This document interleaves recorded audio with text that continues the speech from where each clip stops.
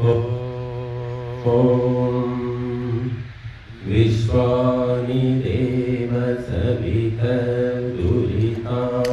परासुव यद्भद्रं तन्न आसुव।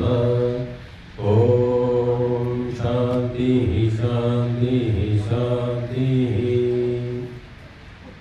పదులరా ఈరోజు మరి 21వ రోజు మరి ఇప్పటిదాకా విన్న ఆయుర్వేదం ఆరోగ్యం గురించి. మన మనస్సు శరీరం రెండు సక్రమంగా ఉంటేనే ఆరోగ్యం. వరల్డ్ హెల్త్ ఆర్గనైజేషన్, ప్రపంచ ఆరోగ్య సంస్థ కూడా ఏం చెప్పిందంటే శరీరము రోగరహితంగా ఉంటే సరిపోదు, మానసికంగా కూడా ఎటువంటి బలహీనతలు కానీ లేకుండా ఆరోగ్యంగా ఉండాలి. మనసు ఆరోగ్యంగా ఉండాలి. మనము సమాజంలో చూస్తే శారీరకంగా ఆరోగ్యంగా ఉన్నవాళ్ళు కొంతమంది అయినా దొరుకుతారు, కానీ మానసికంగా ఆరోగ్యంగా ఉన్నవాళ్ళు ఎవరు కనిపించారు. తనకు లేదని ఒక ఏడుపు, మందికి ఉందని ఇంకో ఏడుపు, ఈ టైప్ వాళ్ళు మొత్తం సమాజం అంతా ఉన్నారు. కాబట్టి మానసిక ఆరోగ్యము సూక్ష్మమైనటువంటి, పరోక్షంగా ప్రత్యక్షంగా కనబడదు, నటిస్తున్నారు అందరూ. మనము ఒక డ్రామా కంపెనీలో ఉన్నట్టు ఉన్న సమాజంలో అందరూ నటన. నిజం తెలియాలంటే లోతుగా వెళ్ళాలి, ఎక్కువ ఖర్చు ఉంటే నిజాలు తెలుస్తాయి. ఇంకా మానసిక ఆరోగ్యం అనేది చాలా కష్టభూయిష్టమని చెప్పుకోవచ్చు. ఎందుకంటే అవిద్య, అస్మిత, రాగము, ద్వేషము, అభినివేశం ఇవన్నీ చుట్టుముట్టి ఉన్నాయి. చిత్తవృత్తి నిరోధ యోగ. చిత్తవృత్తులు నిరోధించడమే యోగం అని చెప్పారు. మనస్సు నియంత్రణలో ఉండాలి, స్వాధీనంలో ఉండాలి. ఇది చాలా అత్యంత కష్టభూయిష్టమైనటువంటిది. కాబట్టి మానసిక సమస్యలు ముదిరితే మానసిక రోగాలు మనకు చాలా పెరిగిపోతూ ఉన్నాయి. ముఖ్యంగా అసూయ, ద్వేష చాలామందిలో మనం చూస్తాం. కానీ చాలామంది గుర్తించనిది ఏమిటంటే మా తమ్ముడు, మా అక్కయ్య, మా బావ, మా బాబాయి ఇటువంటి భ్రమలో ఉంటారు వాళ్ళంతా. వాళ్ళు మానసిక రోగులు. కానీ వీళ్ళు అనుబంధం అనే దానివల్ల వాళ్ళను సరే తమ్ముడు కదా, బాబాయ్ కదా అని వాళ్ళు మానసిక వైకల్యంతో చేసే అవకతవక పనులను చూసి చూడనట్టు పోతుంటారు. కానీ అది చివరికి పెద్ద సమస్య అయి కూర్చుంటుంది. కాబట్టి మానసికంగా సరిగా లేకుండా వక్ర బుద్ధులు చూపించేవాళ్ళు, కారణం లేకుండా వాళ్ళకి ఎంత దూరం ఉంటే అంత మంచిది. వాళ్ళు ఎవరైనా కావచ్చు, తల్లి కావచ్చు, తండ్రి కావచ్చు, తమ్ముడే కావచ్చు, ఎవరైనా కావచ్చు, నిష్కారణంగా వికారాలు ప్రదర్శించేవాడు. నిష్కారణంగా అసూయ, నిష్కారణంగా క్రోధం, నిష్కారణంగా పగ. మనం పేపర్ తిరిగేసి చూస్తే సమాజంలో ఇటువంటి వాళ్ళు చాలా పెరిగిపోతున్నారు. మనం ఎందుకంటే మనకు ఎక్కడ విద్య, నైతిక విలువలు లేవు. విద్య ఏముంది? విద్య పొట్టపొడి చదువు, సర్టిఫికేట్ చదువు. ఎవరో బుద్ధిమంతులైన తల్లిదండ్రులు ప్రత్యేకంగా పెంచితే తప్ప సంస్కారము స్కూల్కు పోయి నేర్చుకునే పరిస్థితి అయితే లేదు. మన ఇంట్లో ఏదో మనకుండి మన పిల్లాడికి చక్కదిద్దుకోవడం తప్ప ఇంకా స్కూల్కి పోతే ఉన్న సంస్కారం కూడా పోయే పరిస్థితే ఉంది. సరే, స్కూల్ అలాగే, కాలేజ్ అలాగే ఉంది, చివరికి యూనివర్సిటీలు అలాగే ఉన్నాయి. పోనీ మనం కష్టపడి సంపాదించుకొని నీతిగా మన ఇంట్లో మనం దీన్ని నిమ్మలంగా ఉన్నామంటే పక్కింటి వాళ్ళు, ఎదురింటి వాళ్ళు, వెనకింటి వాళ్ళు, ఇదంతా అదొక రకం గోల. మనిషి సామాజిక ప్రాణి, ఒంటరిగా ఉండలేడు. కాబట్టి సంసారాలకు చుట్టూ జనం ఉండక తప్పదు. వాళ్ళ వ్యవహారాలు, ఆలోచనలు, అలవాట్లు మనలను ప్రభావితం చేస్తుంటాయి. ఎంత తెలిసినా మరి ఆ బురదలో పాలు పెట్టక తప్పదు. చాలామంది చెప్తుంటారు పెళ్ళిళ్ళు, పేరంటాలు, కానుకలు ఏమేమో తిరుగుతూ ఉంటారు. అదేంటంటే మీరు అన్నీ చదివారు కదా శాస్త్రాలు, ఏం చేస్తామండి ఇక చుట్టరికాలు వదిలించుకోలేము కదా అంటారు సంసారం. కనుక ఈ రకంగా మానసికంగా ఆరోగ్యంగా ఉండేవాళ్ళు అరుదుగా ఈనాడు కనిపిస్తూ ఉన్నారు. మన మనసు బాగున్నా ఆ బాగలేని వాళ్ళ దగ్గరికి పోతే వాడి మురికి మనకు అంటిస్తాడు, మన మనసు చెడగొట్టుకొని రావాలి. ఇంకంతే, అంతకు మించి ఏం లేదు. వివాహము, చావు, ఉద్యోగము, వ్యాపారము, అవసరాలు, వీటికి బంధుమిత్రుల మీద ఆధారపడవలసి వస్తుంది. కాబట్టి చాలామంది ఆ బంధుమిత్రులంతా ఒక రకం ఉంటారు. ఇక ఆ విషవలయం నుంచి బయటపడి కాస్తో కూస్తూ ధార్మికంగా ఉన్న వ్యక్తికే ఇబ్బందులు వస్తూ ఉంటాయి. చూడండి, నలుగురితో పాటు నారాయణ, 10గురితో పాటు గోవింద అని పోతే ఏ సమస్య లేదు వాడికి, మెజారిటీ.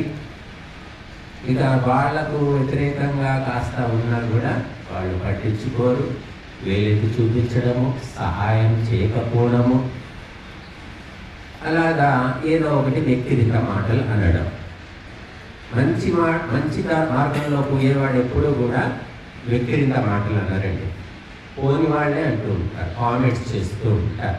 ఇవన్నీ సర్దుకోవాలి. సర్దుకొని మన మనస్సును జాగ్రత్తగా శాంతంగా ఉంచుకోవాలి. ఇవన్నీ చూసి అనిపిస్తూ ఉంటుంది మాకు. మేమేదో ఊరవతలు వచ్చి పాటలు హాయిగా ఉన్నాం. అక్కడ హైదరాబాద్లో అపార్ట్మెంట్లో ఉంటే, హైదరాబాద్లో ఏమిటంటే ఎవరింట్లో వాళ్ళు ఉంటారు, పెద్దగా పట్టించుకోరు, అవసరానికి మాట్లాడతారు అంతవరకే. ఇప్పుడు పక్కింటి వాళ్ళ గురించి పట్టించుకొని ముచ్చట్లు అచ్చట్లు కామెంట్లు చేసే స్థితిలో ఎవరూ లేరు. కానీ ఇటువంటి గ్రామాల లోపల ఇంకా అటువంటి వాతావరణాన్ని మనం చూస్తూ ఉన్నాం. కాబట్టి మంచి విషయమైనా, మంచి అలవాటైనా చుట్టూ ఉన్న వ్యక్తుల వల్ల వాటిని కొనసాగించలేని వాళ్ళు, మధ్యలోనే డ్రాప్ అయిపోయే వాళ్ళు కూడా కోరినది మనం చూస్తూ ఉన్నాం.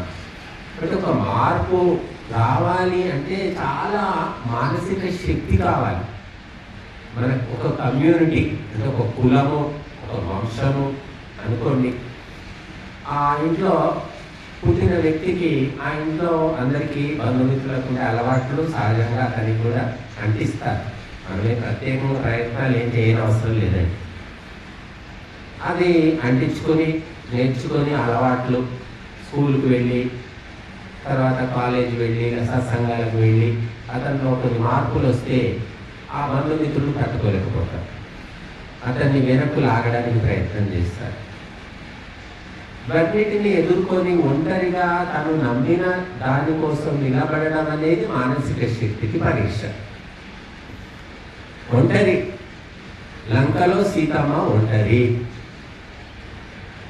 ఒంటరిగా ఉన్న ధర్మము తెలిసిన ఆవిడ, ధర్మాన్ని అనుసరించే స్త్రీ కాబట్టి ధైర్యంగా ఉన్నారు. చావడమో లేదా లొంగిపోవడం లేదా చావడానికైనా సిద్ధమైనట్టుగా రామాయణంలో మనం చూస్తాం. అలాగే చాలామంది బంధుమిత్రులను పోగొట్టుకోలేక కొంతమంది మేము చూస్తుంటాం, మాంసాహారం మానేస్తారు పాపం. కానీ బంధుమిత్రులకు వండి పెట్టకపోతే వాళ్ళు రాకపోతే పిల్లలు పెళ్ళికున్నారు, వాళ్ళ పెళ్ళిళ్ళు కావు, ఇలాగ రకరకాలు ఉంటాయి. కాబట్టి మేము తినకపోయినా చేసి పెట్టాలి స్వామి అంటూ ఉంటారు. ఇంకా వాళ్ళ పరిస్థితుల్ని మనం తీర్పు చెప్పలేము కదా. కాబట్టి మనిషికి మానసిక బలము చాలా ముఖ్యమైనటువంటిదండి. మహాపురుషులకు హిమాలయ పర్వతం అంత మానసిక శక్తి ఉంటుంది. అన్నీ వచ్చుకుంటారు. వాటి దేనికి బాధపడేది లేదు, ఒకరికి చెప్పుకునేది లేదు. అంత శక్తి ఎలా అంటే అనేక జన్మల నుంచి వాళ్ళు సముపార్జించుకున్నటువంటిది. అలాగే ఆ వాసనతో ఈ జన్మలో కూడా వారు ఆ విధంగానే దృఢంగా నిలబడతారు. సామాన్యులు మరి కష్టము, కాకపోతే అసాధ్యమేమి కాదు.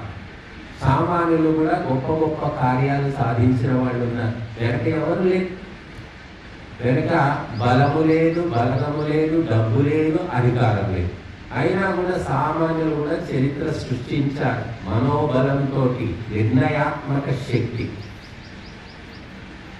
మనిషి అనుకుంటే, మనసులో గట్టిగా నిర్ణయించుకుంటే సామాన్యులు కూడా ఎన్నో గొప్ప కార్యాలు చేసిన సంఘటనలు చరిత్రలో చదువుతామని.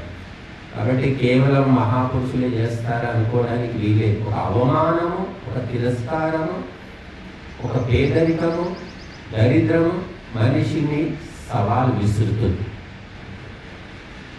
ఉత్తరప్రదేశ్లో పూలన్ దేవి అందరు చదివి ఉంటారు. ఒక సామాన్య పేద మహిళ.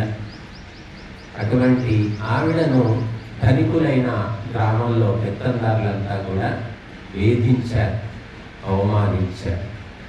కానీ ఆమె అనుకుంది మనసులో ప్రతీకారం తీర్చుకోవాలనుకుంది. ఆ భావన ఆమెకు శక్తినిచ్చింది, దారి చూపించింది. బందిపోటు దొంగలు ఊరి మీద దాడికి వచ్చినప్పుడు మరి వాళ్ళతో కలిసి వెళ్ళి ఆ గుర్రపు సవారి, తుపాకులు కాల్చడం అన్ని నేర్చుకుంది. ఒక మామూలు మహిళ నేర్చుకొని మొత్తం ఆ ఊరి పెత్తందారులు 20 మంది 25 మంది ఒకేసారి నిలబెట్టి కాల్చి చంపేస్తుంది. కాబట్టి మనిషి కలుసుకుంటే చేయొచ్చు, అది చెడైనా మంచి అయినా. చెయ్యలేము అని మీరు చెయ్యలేము అని 100 సార్లు అనుకుంటే ఇక చేయకుండానే పోతారు. చేద్దాము, చూద్దాము, ఎందుకు కాదు అని ఎవరైతే అనుకుంటారో వారు మాత్రమే సాధిస్తారు. మంచైనా చెడే. చెడు చేయడానికి కూడా ధైర్యం కావాలి, మంచికి కూడా ధైర్యం కావాలి. దొంగతనాలు చేసి, దోపిడీలు చేసి, జైలుకు వెళ్ళి శిక్షలు పడి కూడా మళ్ళీ అదే పని చేస్తుంటాడు వాడికి ఎంతో ధైర్యం అంటామో, సిగ్గులేంతనం అంటామో, ఏవైనా అనుకోవచ్చు మన భాషలు. కానీ సుతారంగా, సున్నితంగా ఉండేవాళ్ళు ధైర్యంగా ముందడుగు వేయలేకపోతారు. అందుకని జీవితానికి అవసరమైన నిర్ణయాలు తీసుకోకుండా తాడు మీద ఊగిసలాడినట్టు, ఉయ్యాల్లో ఊగిసలాడుతుంటారు వాళ్ళు. జీవితం గడిచిపోతూ ఉంటుంది, సరైన నిర్ణయాలు తీసుకోరు. వాళ్ళ జీవితానికి అవసరమైనవి కూడా పక్క వాళ్ళు ఏమనుకుంటారో, బంధుమిత్రులు ఏమంటారో నిర్ణయాలు తీసుకోరు. అలా చాలామందిని మేము చూసాం. స్వామి నిజమే స్వామి, మీరు ఎందుకు చెప్పేవన్నీ నిజమే అంటారు. మరి ఏమయ్యా 3 ఏళ్ల నుంచి చూస్తున్నాను, ఎవరు నిర్ణయం ఇంకా తీసుకోలేదు స్వామి, ప్రయత్నం చేస్తున్నాం స్వామి అంటుంటారు.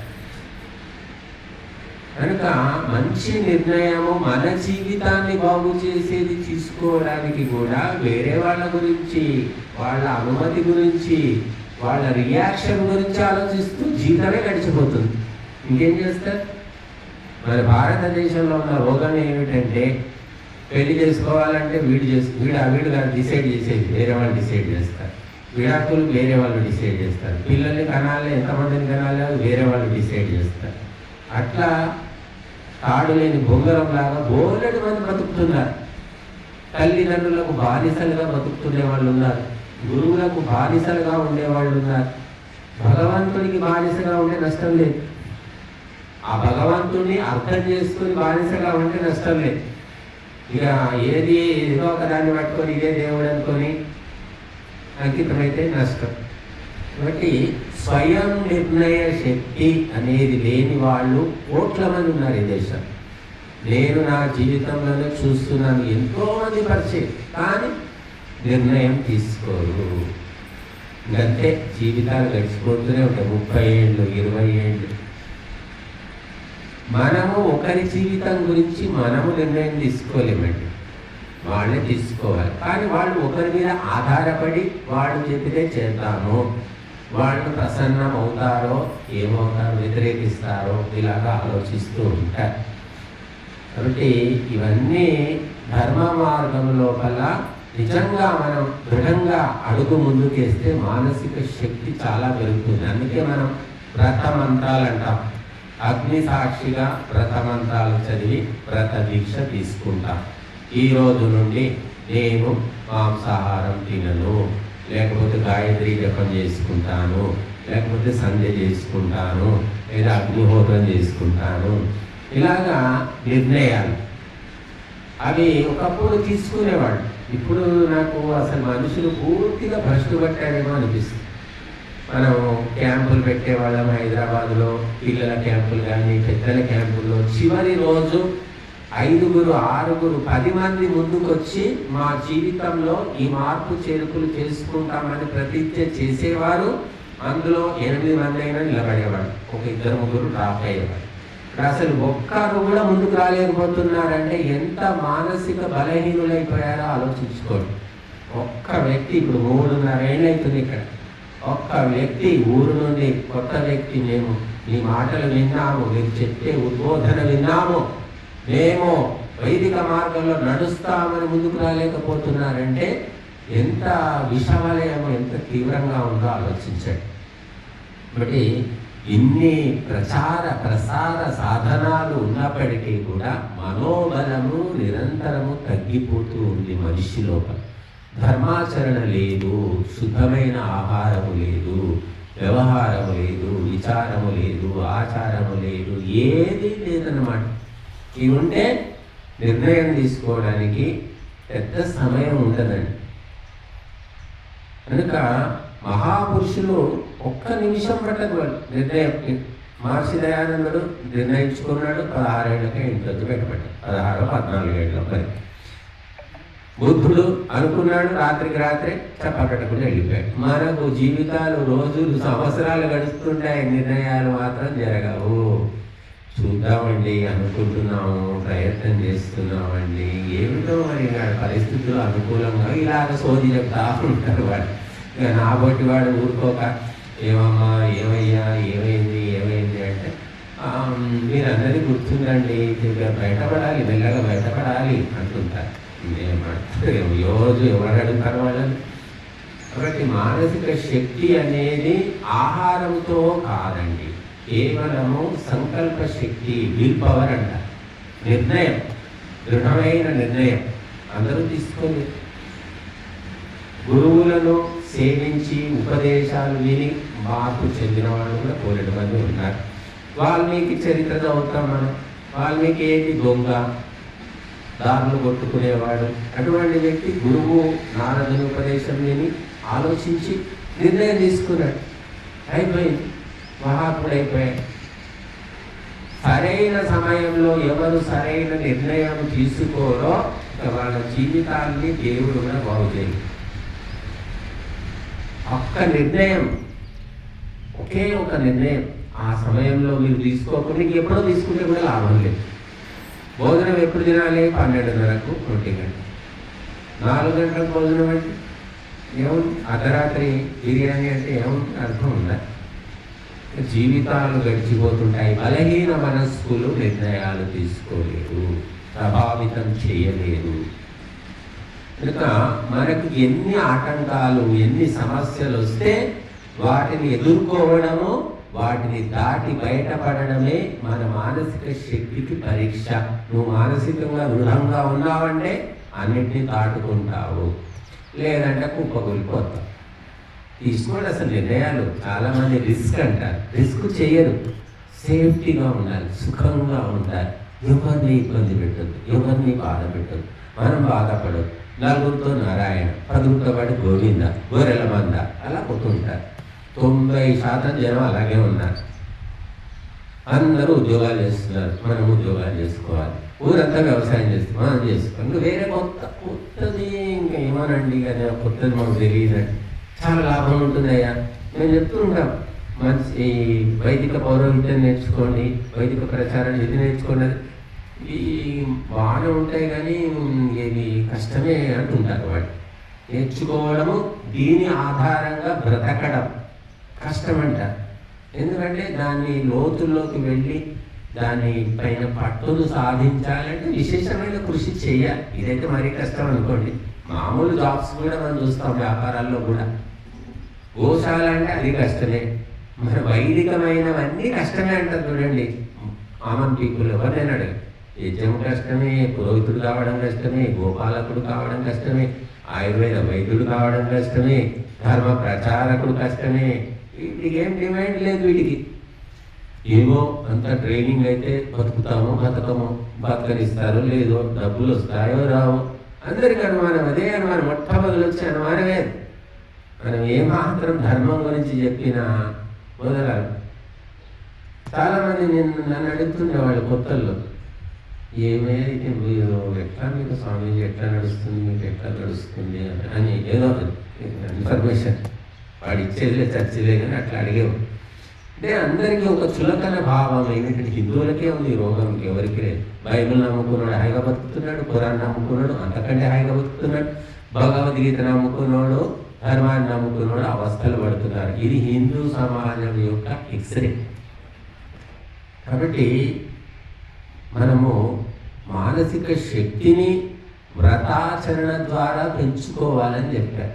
అహింస, సత్యము, అస్థేయము, బ్రహ్మచర్యము, అపరిగ్రహము, శౌచము, సంతోషము, తపస్సు, స్వాధ్యాయ, ఈశ్వర ప్రణిధానము, యజ్ఞము, సేవ, దానము, సమర్పణము, ఇవన్నీ రకమైన ఒకటి రెండున్నా చాలు మనోబలం అనేది పెరుగుతుంది. ఏమీ లేదు, స్వార్థమే, లోభమే, నాకే కావాలి అని ఉన్నవాడికి వాడికి ఏం బలం, మానసిక బలం ఏమి ఉండదు. మీరు చూడండి, ఏదైనా సమస్యలు వచ్చినప్పుడు చాలా మంది భయపడతారు, ఏడుస్తారు, ఇంకా కొంతమంది తట్టుకోలేక విషం తాగుతారు, చచ్చిపోతారు. చాలామంది ఎంతో ధైర్యంగా బలంగా ఉన్నట్టు అనిపించే వ్యక్తులు సమస్యలు వచ్చినప్పుడు వాళ్ళు ఎదుర్కోలేకపోతారు. ఎందుకంటే వాడి దగ్గర లేదు, ధర్మం అనేది లేదు, ఆచరణ లేదు, భయపడి ఇక్కడ ఏదో చేసుకుంటారు. ఫ్యామిలీ చచ్చిపోతున్నారు, అప్పు తీర్చలేక, పంటలు పండక, రకరకాల కారణాలు అనుకోండి. దానికి చావాల్సిన పని లేదు, అనేక దారులు ఉంటాయి, కానీ వాళ్ళకు మానసిక బలం ఉండదు. పరీక్షలు ఫెయిల్ అయిపోతే ఒకటి చచ్చిపోతాడు. పెళ్లి చేసుకున్న తర్వాత భర్త ఏదో అన్నాడనో, ఇంట్లో అత్త మామ బాగాలేనో చచ్చిపోతాడు. వాళ్ళంతా చదువులేని వాళ్ళు కాదండి, చాలా చదువులు చదువుతున్నారు. వాళ్ళు విడిగా పోయి కూడా బతుకోగలుగుతారు, ఏదో ఉద్యోగం సంపాదించుకొని. కానీ సరైన నిర్ణయం ఉండదు, అవగాహన ఉండదు, మనోబలం ఉండదు అన్నమాట. చాలామంది భారతదేశంలో ఎక్కువ ఆత్మహత్యలు చేసుకునే దేశం భారతదేశమేనా ఏమిటంటే ఎక్కువ భారతదేశమేనట. అందులో మగవాళ్ళు ఎక్కువ ఆత్మహత్యలు చేసుకుంటున్నారు.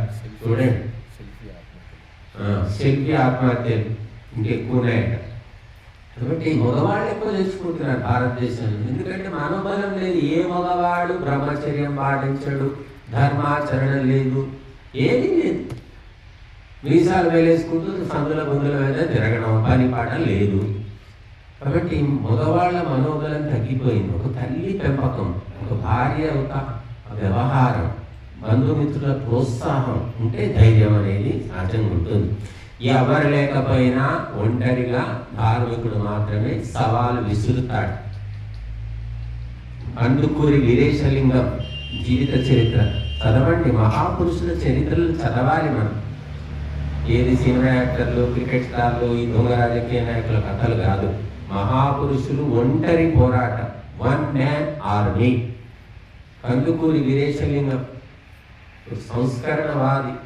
ఆనాడు ఆయన చంపడానికి కూడా ఎంతో మంది ట్రై చేశారు, గూండాలను పంపారు, రౌడీలను. ఇప్పుడు ఉంటారు. నిజాలు నిక్కచ్చిగా మాట్లాడితే ఆ సమస్య ఎప్పుడూ ఉంటుంది.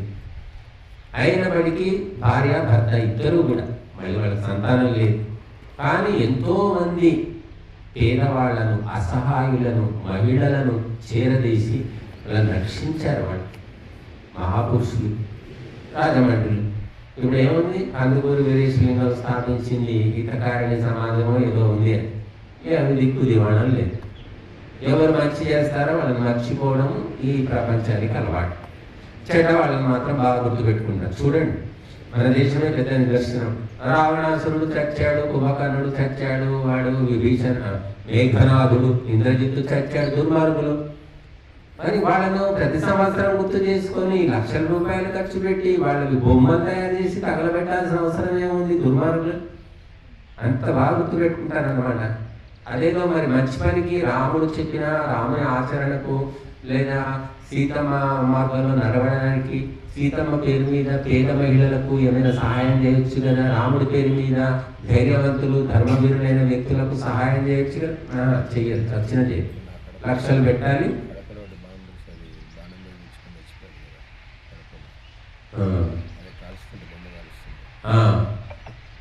అవును, మొన్న చదివాం మనం కడప జిల్లాలో ఇది యాత్ర ఏదో యాత్ర ఊరేగింపు తీస్తుంటే ఆ ఊరేగింపులో రాకెట్లు కాల్చాడు హిందుత్వవాదులు ఊరేగింపు. ఆ ఊరేగింపులో రాకెట్లు కాలిస్తే ఆ రాకెట్ పోయి అక్కడ పాపం ఏదో బ్యాంకు ముందు ఏటీఎం ముందు సెక్యూరిటీ గార్డు ఉన్నాడు, ఆయన పొట్టలోకి చూసుకొని పోయింది. టేబులన్నీ బయటకు వచ్చి పాపం 2-3 రోజులు అవస్థపడి చచ్చిపోయాడు. ఎవరు బాధ్యులు? ఊరేగింపులు తీసుకోవడం, జై జై చెప్పడం తప్ప నిజంగా ధర్మానికి సహాయం చేసే బుద్ధి హిందువుల్లో పూర్తిగా నశించిందని చెప్పవచ్చు. ఇక ఢిల్లీలోనైతే రామ్లీలా మైదానం ఉందండి. లక్షలు ఖర్చు పెట్టి ఆ రావణాసురుడి 10 తలకాయల విగ్రహాలు అవన్నీ తయారు చేసి ఆ బాణాలు పెట్టి కాల్స్తారు. దానికి ఒక ప్రత్యేక అతిథి హోంమంత్రో ఇంకా లేకపోతే ఈ ప్రభాస్ లాంటి సినిమా యాక్టర్లను పిలుస్తారు. వాళ్ళు లక్షలు ఖర్చు పెడుతున్నారు. మరి ధర్మం కోసం నిలబడ్డ వాళ్ళకి సహాయం ఏమి? అందుకే చెప్తున్నాను, చెడును బాగా గుర్తు పెట్టుకుంటారు మనిషి, మంచిని మాత్రం గుర్తు పెట్టుకున్నా మంచిని నిలబెట్టడానికి ఏమి చేయాలో ఆ తెలివితేటలు బుద్ధి వాళ్ళకు ఉండవు, విద్వాంసులకు మాత్రమే ఉంటాయి. ధర్మాన్ని ఎలా నిలబెట్టాలి, ఎలా ముందుకు తీసుకెళ్లాలో అది కేవలం విద్వాంసులకే తెలుసు. కాబట్టి మానసిక శక్తి చాలా నశించిపోయింది హిందువులకు. ఫ్యామిలీ ఈరోజు పేపర్ మీకు చెప్దాం అనుకున్నా కొన్ని వార్తల విశ్లేషణ. ఫ్యామిలీ ఎవడూ చంపట్లేదు. కొడుకు తల్లిని, తండ్రిని, అక్కను, తమ్ముడిని అందరినీ కొడుకు చంపేస్తారు. 1 కాదు 4 సంఘటనలు జరిగాయి. ఒకటే ఫ్యామిలీలో అందరూ చంపుకున్నారు ఒకరికొకరు. ఇది జరగబోయేది ఇంకా విపరీతంగా జరుగుతాయేమో. ఫ్యామిలీ థర్డ్ పర్సన్ అవసరం లేదండి. ఎందుకంటే అధర్మము ఎక్కడ ఉంటుందో వంశనాశనము తప్పదు అని చెప్తున్నారు. దుర్యోధనుడిని ఎవరు నాశనం చేశారు? కురువంశాన్ని ఎవరు నాశనం చేశారు అంటే స్వయంగా వారి నిర్ణయాలే నాశనం అయితే శుభయ్య. రావణాసురుడిని లంకను ఎవరు నాశనం చేశారంటే వారి నిర్ణయాలే. ఆ నిర్ణయాలు ఎక్కడి నుంచి వచ్చాయి? ఆలోచనల నుంచి. ఆలోచన ఎందుకు అలాంటి ఆలోచనలు వచ్చాయంటే ధర్మం లేదు కాబట్టి. ధర్మం ఉంటే మంచి ఆలోచన వస్తుంది. ధర్మం లేకపోతే వాడిని నాశనం చేద్దామా, లేదా వాడిని నాశనం చేద్దామంటే నువ్వే నాశనం అవుతావు. కాబట్టి మనము హిందూ సమాజము ధర్మాచరణకు వేల లక్షల మైళ్ళ దూరంలో ఉంది. వేదాలు చెప్పిన ధర్మం అదేదో తెలియదు. రామాయణం కనీసం రాముడు ఏ మార్గంలో నడిచారో అది కూడా నడిచే వాళ్ళు కనిపించడం లేదు. జై శ్రీరామ్ అంటున్నారు. ఆ రాముని ఆచరణకు వ్యతిరేకంగా తాగడం, తినడం, తందనాలు ఆడడం, అప్పులు చేయడం, మరి ఆడంబరంగా జీవించడం. ఏమంది రాముడి జీవితం ఎంత నిరాడంబరమైన జీవితం. ఎంతమంది బతుకుతున్నారు హిందువులు ఉన్నదాంతో సంతృప్తిగా ఉండేవాళ్ళు ఎంతమంది ఉన్నారు? అప్పులు చేయాలి, వాడిని ముంచాలి, తప్పించుకోవడానికి ఇల్లు వదిలి పారిపోవాలి, లేదా విషం మింగేయడం అవసరమా ఇవన్నీ? కాబట్టి జై శ్రీరామ్ అనడం తేలికండి, కానీ ఆ రాముని మార్గంలో నడవడము మాత్రము అందరికీ సాధ్యమే అనుకోవట్లేదు. కాబట్టి మనోబలాన్ని పెంచుకునే ప్రయత్నం చేయాలండి. కేవలము ఆహారముతోటే బలము రాదు, కండలు రావు. మనోబలం రావాలంటే మంచి నిర్ణయాలు తీసుకోవాలి. ఈ వ్రతాచరణ పాటించాలి. ప్రతి ఒక్కరు లెక్క తీసుకోండి, మీరు వేసుకోండి, మీరు ఏ వ్రతాలు పాటిస్తున్నారు దాన్ని బట్టి మీకు శక్తి వస్తుంది. అహింస ఎంత పాటిస్తున్నారు, సత్యము, అస్థేయము, అపరిగ్రహము, బ్రహ్మచర్యము, శౌచము, సంతోషము, ఇది ఎంతెంత పాటిస్తున్నాం మనం. సంతోషంగా ఎటువంటివి ఏ సమస్యలున్నా మనస్సును ఎప్పుడు ప్రసన్నంగా పెట్టుకోవాలి. ఏడుకోహం పెట్టుకోకూడదు, ఏడవద్దు, ఊరికే తలుచుకొని బాధపడకూడదు. తనకు లేదని ఇతరులకు ఉందని 2 రకాల ఏడుపు మనం చూస్తాం. దానివల్ల మనస్సు మీద భారం తిరుగుతుంది, మనస్సు సంతోషంగా ఉండదు. ఏదో ఒక లోటు ఉన్నవాళ్ళు ప్రపంచంలో అంతటా ఉన్నారు. కాబట్టి మనము ఒకరికి అన్యాయము అధర్మము చేయడం లేదు. అంతకంటే ప్రసన్నమైన విషయం ఏముందండి? భిక్షం ఎత్తుకున్న తప్పు లేదని చెప్పారు. తప్పు కాదండి. భిక్షాటన మహర్షులు, సన్యాసులు, సాధువులు భిక్షం ఎత్తుకుంటారు. అది మన దేశ పరంపర. భిక్షం ఎత్తుకో అంటే అది తిట్టులాగా అయిపోయింది. ఇప్పుడు భిక్షం ఎత్తుకోవడం తప్పు కాదు, దొంగతనం చేయడం తప్పు, అప్పులు చేసి ఎగ్గొట్టడం తప్పు, మందిని ముంచడం తప్పు, మంది కొప్పలు ఆర్పడం తప్పు, వాడి మీద వీడి మీద ఆడిపోసుకోవడం తప్పు, అడుక్కోవడం తప్పు కాదండి. ఎవరైనా గుర్తుపెట్టుకోండి, అడుక్కోవడం తప్పు. ఇంకా వైట్ కాలర్ క్రిమినల్స్ మాయమాటలు చెప్పి అప్పులు చేయడం, ఎగ్గొట్టడం, ఫ్యామిలీ మాయం, ఊరు వదిలి వెళ్ళిపోవడం, చిట్టీలో పెట్టడం, వెళ్ళిపోవడం. కాబట్టి మనం అడుక్కోవడం అనేది మన దేశంలో చాలా గొప్ప విషయం. సన్యాసులు ఎంత సాధువులు ఏంటి, అడుక్కునేవాళ్ళు, వండుకునేవాళ్ళు కాదు ఎవరు కూడా. గృహస్థులు వంట చేశాక మొట్టమొదలు భోజనము ఆ వచ్చిన అతిథులకు, ఆ భిక్షువులు అంటే సాధువులకు మొదలు ఇవ్వాలి. అటువంటి పరంపర పోయింది కాబట్టి మేము వండుకొని తింటున్నాం. మరి ఏం చేస్తాం? అటువంటి శ్రద్ధాసక్తులు ఉండేవి. ఎదురు చూసేవాళ్ళట గృహస్థులైన వాళ్ళంతా కూడా. ఇంటి ముందు అరుగులు ఎందుకు పెట్టారు? అరుగులు సొలు కబులు చెప్పుకోవడానికి కాదు. అది ఊర్లోకి ఎవరైనా కొత్త వ్యక్తులు, సాధువులు, సత్పురుషులు వస్తే ఎక్కడికి పోతే ఎవరింటికి పోతే అరుగుల మీద కూర్చునేవారు. కూర్చుంటే వీళ్ళు వంట ఇంట అయిన తర్వాత తలుపు తీసిన అరుగు రండి స్వామి లోపలికి రండి అని తీసుకెళ్ళి భోజనం పెట్టేవారు. అట్లా అరుగులు. సత్రాలు కూడా ఉండేవి, ధర్మ సత్రాలని ఊళ్ళల్లో ఇప్పటికి కూడా ఉన్నాయి. కొన్ని ఊళ్ళల్లో సత్రం అని ఉంటుంది, పాత పెంకుటిళ్ళు ఉంటాయి. ఎవరైనా ఊరికి కొత్తగా వస్తే వాళ్ళు ఉండడానికి అనమాట. భోజనం ఎవరైనా ఇచ్చేవాళ్ళు లేదా తీసుకుపోయేవాళ్ళు. ఇప్పుడు అన్నం వండి పెట్టడం అంటేనే మహాపాపమిక, అన్నిటికంటే అదే కష్టమైన పనిక. కావాలంటే హోటల్ గురించి చెప్పిస్తారు, ఇంకెళ్ళేదా మనల్ని హోటల్కి పోమ్మంటారు తప్ప వండి పెడతామండి, మీకు ఏది ఇష్టమో చెప్పండి అలా చేసి పెడతామనే వాళ్ళు చాలా తక్కువ మంది అయిపోయారు. దానికి తగ్గట్టే రోగాలు, దుఃఖాలు, బాధలు, సమస్యలు, అప్పులు అన్నీ పెరిగిపోతూనే ఉన్నాయి.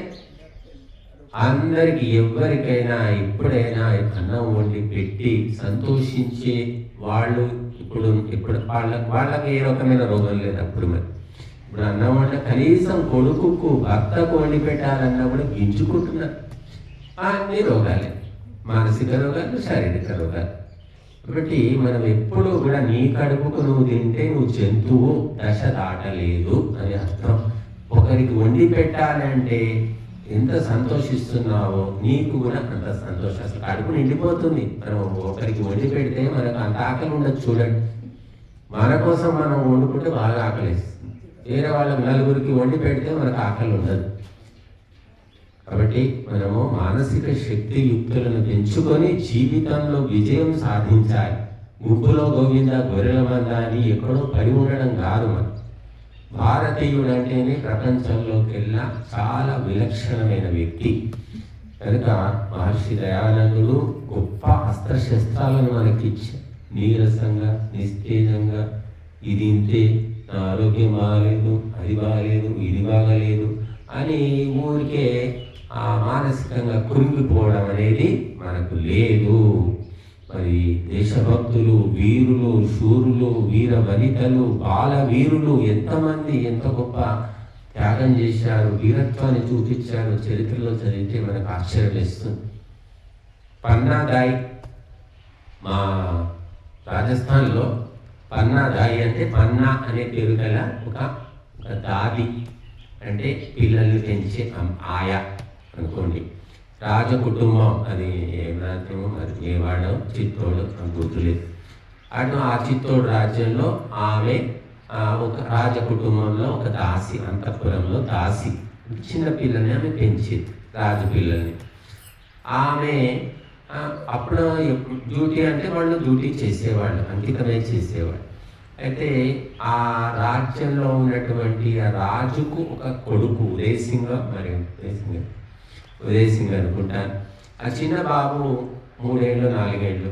ఆ బాబుతో పాటు ఈ పన్నాదాయికి కూడా ఒక కొడుకున్నాడు, అంతే వయసు. సేమ్ అంటే వయసు. రాజకుమారుడు ఎంతో ఆమె కుమారుడికి అదే వయసు. తన పిల్లాన్ని చూసుకుంటుంది, ఆ పిల్లాన్ని చూసుకుంటుంది ఆవిడ. ఆ రాజకుమారుడి మేనమామకు రాజ్యము మీద ఆశ కలిగి దురాశ చేసి కుట్ర చేసి ఆ రాజకుమారుడు ఉదయ్ సింగ్ యొక్క తల్లిదండ్రులను బంధించాడు, చంపేశాడు, రాజ్యాన్ని ఆక్రమించుకున్నాడు. ఈ చిన్న పిల్లవాడు ఉంటే రేపు పొద్దున వీడు కూడా మరి అధికారిగా వస్తాడు, రాజ్యాధికారిగా అని చెప్పి చంపేయడానికని అంతఃపురానికి వస్తున్నాడని తెలిసింది పన్నాదాయికి. మనమైతే ఏం చేస్తాం ఇప్పుడున్నవాడు. కానీ ఆమె ఎంత రాజభక్తి, ఎంత శక్తి, ఆ మానసిక శక్తి ఉందో చూడండి. వాడు వచ్చాడంటే చంపకుండా ఉండడు, ఈ అబ్బాయిని చంపేస్తాడు, ఈ 3 ఏళ్ల పిల్లవాడిని అని ఆలోచించి ఆ అబ్బాయి బట్టలు తన కొడుకుకు వేసి, తన కొడుకు బట్టలు అబ్బాయికి వేసి, ఆ ఉయ్యాలలో తన కొడుకును పండబెట్టింది. వాడు వెతుకుంటూ వచ్చి అతన్ని చూసి, ఆ బట్టలను చూసి ఇతనే అనుకొని ఆ అబ్బాయిని చంపేస్తాడు. చంపేస్తే కూడా ఆమె చూస్తుంది. తర్వాత తన కొడుకును తీసుకొని పారిపోయి తర్వాత 20 ఏళ్ల తర్వాత అదే కొడుకును రాజకుమారుని పెంచి పెద్ద చేసి ఆ కొడుకే మళ్ళీ ఆ మేనమామను వాడిని ఓడించి రాజ్యాన్ని మళ్ళీ అధిష్ఠిస్తాడు. అటువంటి మానసిక శక్తి మహిళలకు ఉండే. అలా చెప్పాలంటే బోలెడు కథలు ఉన్నాయి. ఇప్పుడు మహిళలకు ఏ శక్తి లేదండి. భర్తను కాల్చుకు తినడము, లేకుంటే డబ్బులు లేవు అని ఏడవడము, చెత్త సీరియల్ చూడడము, ఏమో ఊరి మీద ముచ్చట్లు అన్నీ చెప్పుకోవడం తప్ప అంత మానసిక శక్తి. ఆమె రాజమాత అయింది. తర్వాత ఆ ఉదయసింహుడు పెరిగి పెద్దయి రాజ్యాన్ని అధిష్ఠించిన తర్వాత ఆమెకు రాజమాత గౌరవం ఇచ్చాడు. ఆమె విగ్రహం కూడా ఇక్కడ మేవాడలోనూ ఎక్కడో పెట్టారు. ఇట్లా త్యాగముతోటి గొప్ప గౌరవాన్ని పొందవచ్చు, సేవతోటి పొందవచ్చు, విద్యతోటి పొందవచ్చు, దానముతోటి పొందవచ్చు. చదువేముందండి, చదువేమవసరం? చదువు పిచ్చి పట్టింది అందరికీ. చదువుతోటే ఏదో సాధిస్తామంటున్నారు. చదివి మూర్ఖులైపోతున్నారు. అమ్మ నాన్న కూడా అన్నం పెట్టడం లేదు, కనీసం వాళ్ళను 4 మాటలు మాట్లాడలేకపోతున్నారు. కాబట్టి మనోబలం పెరగాలంటే దీక్ష. అన్న తాయికి ఒక దీక్ష ఉంది. ఈ రాజ కుటుంబాన్ని నాకు అప్పచెప్పారు, ఆ బాబును నేను కాపాడాలి అంటే అటువంటి ఒక దీక్ష కావాలి మనకు. మానసిక శక్తిని మనమే పెంచుకోవాలి, ప్రయత్నం చేయాలి. తోట వేసుకున్న తర్వాత తోటలో ఉన్న పిచ్చి మొక్కలు, కలుపు మొక్కలు, ముళ్ళ చెట్లు ఎవడొచ్చి పీకేస్తాడు? నీ తోటలో నువ్వే పీకేసుకోవాలి. నువ్వు పీకేస్తేనే తోట ఇంపుగా సొంపుగా పెరుగుతుంది. నీ మనస్సులో ఎటువంటి ఆలోచనలు వస్తున్నాయి, నీకు ఎటువంటి అలవాట్లు ఉన్నాయి అన్ని గమనించుకొని వాటిని నువ్వు చక్కదిద్దుకోవాలి, ప్రయత్నం చేయాలి. ఎవరికి వాళ్ళు చేయాలి. అందుకు గురువుల సహాయము, సద్గ్రంథాల పఠనము దోహదం చేస్తారు. కాబట్టి మనం అందరం కూడా మన మానసిక బలాన్ని పెంచుకొని ధర్మాచరణ చేస్తూ ఇతరులను కూడా ధర్మ మార్గంలో తీసుకొచ్చే ప్రయత్నం చేయాలి. ఓం శాంతి.